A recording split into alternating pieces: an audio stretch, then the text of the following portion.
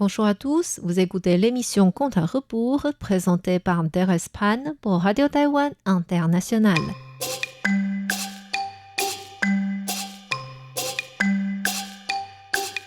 La semaine dernière, nous avons vu comment Xu Xian réussit enfin à ouvrir sa pharmacie et comment son ancien patron Wang Yongchang avait agi dans son dos par ruse en espérant qu'il ferme sa boutique et revienne chez lui travailler.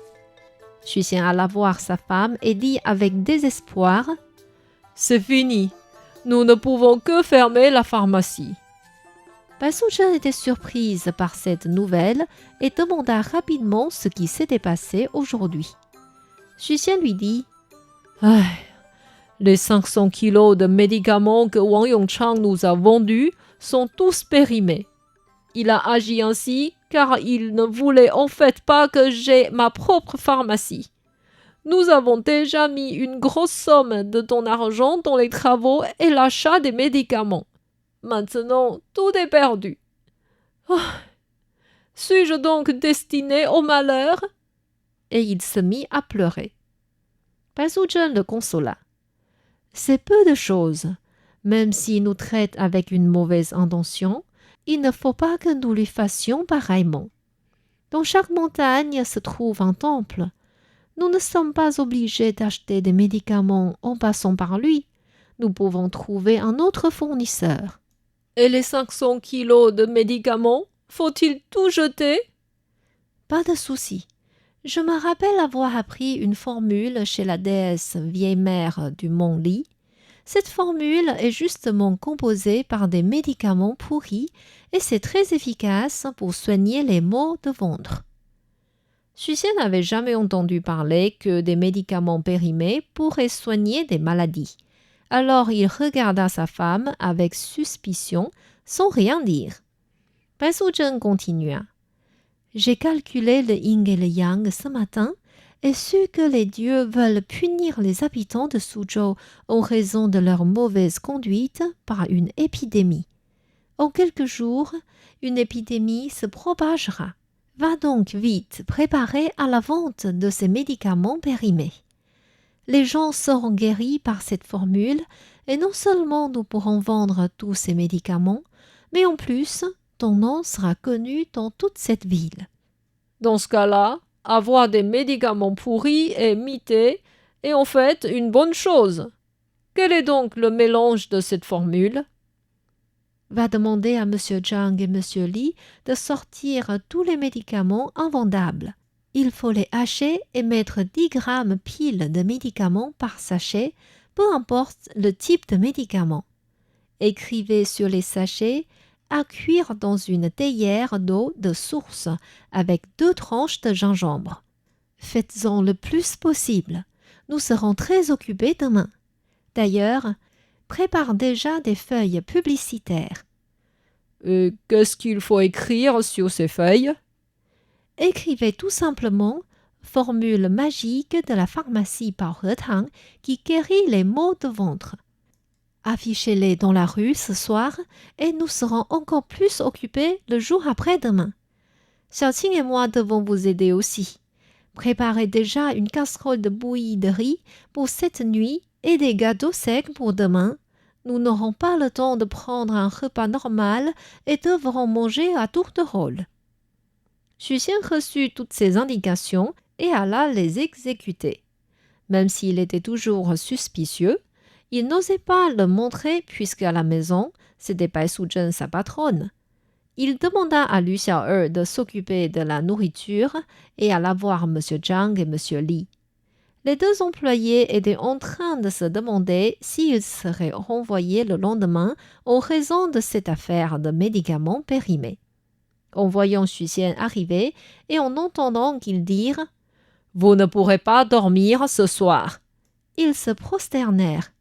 « Patron, quand même, si vous voulez qu'on parte, c'est quand même plus gentil d'attendre qu'on ait dîné et passé la nuit. Il fait si sombre maintenant. Où irons-nous ? » « Pourquoi dites-vous cela ? Qui veut que vous partiez ? » « Vous venez de dire qu'on ne peut pas dormir ce soir. » C'est un malentendu.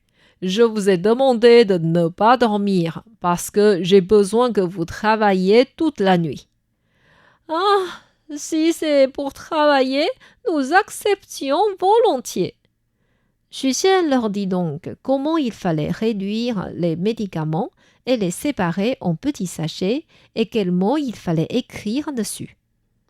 Même si les deux employés ne comprenaient pas la raison de cette action, ils obéirent tout de même à leur patron par reconnaissance et travaillèrent toute la nuit.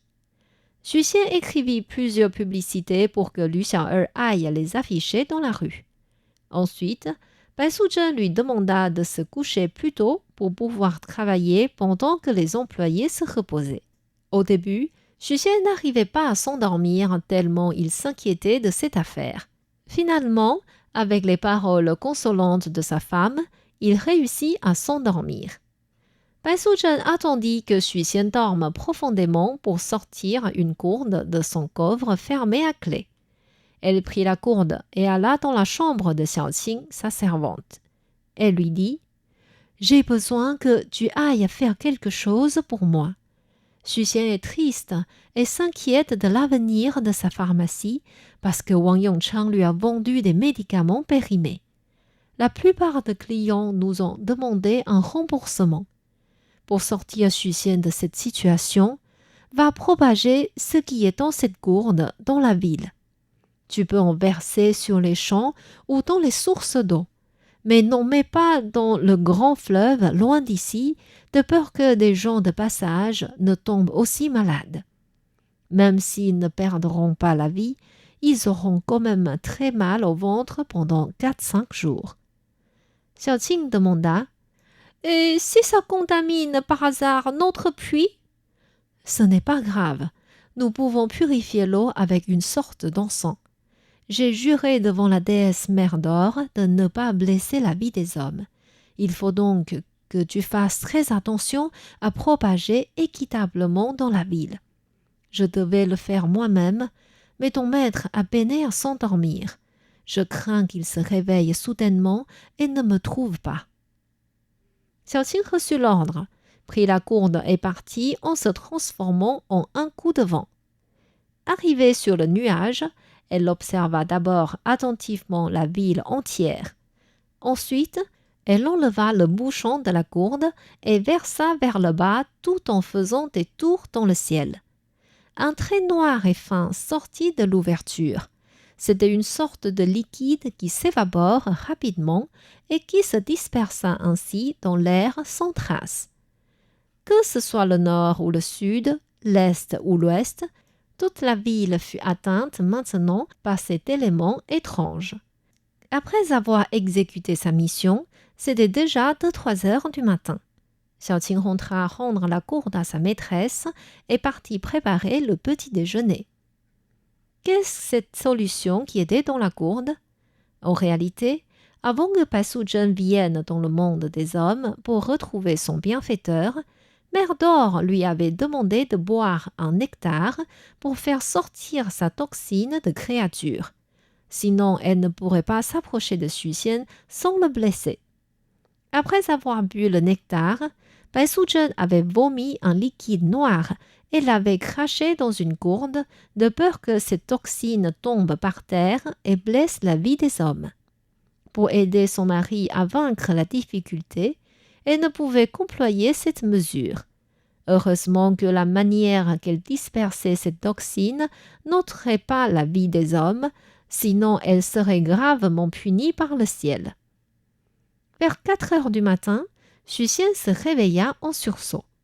Il alla dans la boutique et vit que les 2 employés avaient déjà préparé des milliers de sachets.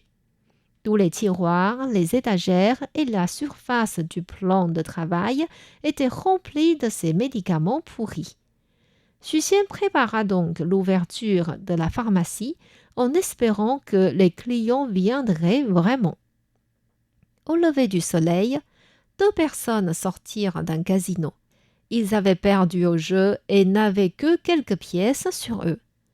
En voyant que la boutique de boulettes de riz était déjà ouverte, ils voulaient prendre leur petit déjeuner avant de rentrer chez eux. Or, après avoir pris leur bol, ils eurent tous les deux très mal au ventre. Ils critiquèrent le patron en disant que sa nourriture n'était pas propre. Farouche, le patron prit aussi des boulettes pour prouver son innocence. Mais le résultat fut qu'il avait aussi très mal au ventre comme les deux clients. Les trois personnes criaient de douleur et se roulaient par terre tellement ils avaient mal et cela attira l'attention des voisins. Un homme leur dit « J'ai vu une enseigne tout à l'heure qui dit que la pharmacie Baohetang vend des médicaments efficaces pour soigner le mal au ventre. Pourquoi pas essayer ?» Sans autre idée, le patron de la boutique demanda à son frère d'aller vite acheter ce médicament. Son frère revint avec 3 sachets, les fit cuire selon l'indication marquée dessus et donna cette tisane aux 3 malades. Chose étonnante, dès qu'ils terminèrent cette tisane, ils furent soudain guéris. Tous les spectateurs étaient surpris par l'effet de ces médicaments. Peu de temps après, les habitants dans cette ville commencèrent à avoir mal au ventre successivement, et la nouvelle des médicaments miraculeux se propagea aussi vite. Les gens allèrent donc tous acheter ce remède à Baohetang, et la pharmacie de Xuxian était remplie par des clients toute la journée. Certains achetèrent même une dizaine de sachets d'un coup, tellement c'était apprécié. Quant à Wang Yongchang, lui et sa famille avaient aussi mal au ventre. Il entendit les gens dans la rue dire que la pharmacie de Xuxian vendait des médicaments efficaces. Il envoya donc son servant aller acheter un sachet. Il ouvrit le sachet pour voir quelle est la composition des herbes et fit pareil avec des médicaments non périmés. Or, la formule qu'il composait n'avait aucun effet. Suspicieux, il cuit alors le sachet de Xuxian selon l'indication et la personne qui but cette tisane fut guérie immédiatement. Wang Yongchang était étonné que les médicaments pourris puissent avoir un tel effet et demanda à son servant d'aller acheter 50 sachets puisqu'ils étaient nombreux dans la famille et dans la boutique. Quand Xuxian savait que c'était pour Wang Yongchang, il lui offrit les 50 sachets et refusa qu'il le paye. Ce geste de bienveillance rendit Wang Yongchang très embarrassé au point de regretter son malfait. La pharmacie et la réputation de Xuxian furent ainsi sauvées par Bai Suzhen, mais plus de difficultés les attendent devant eux. Pour savoir ce qui se passera, je vous invite à revenir la semaine prochaine à l'écoute de Contes à rebours.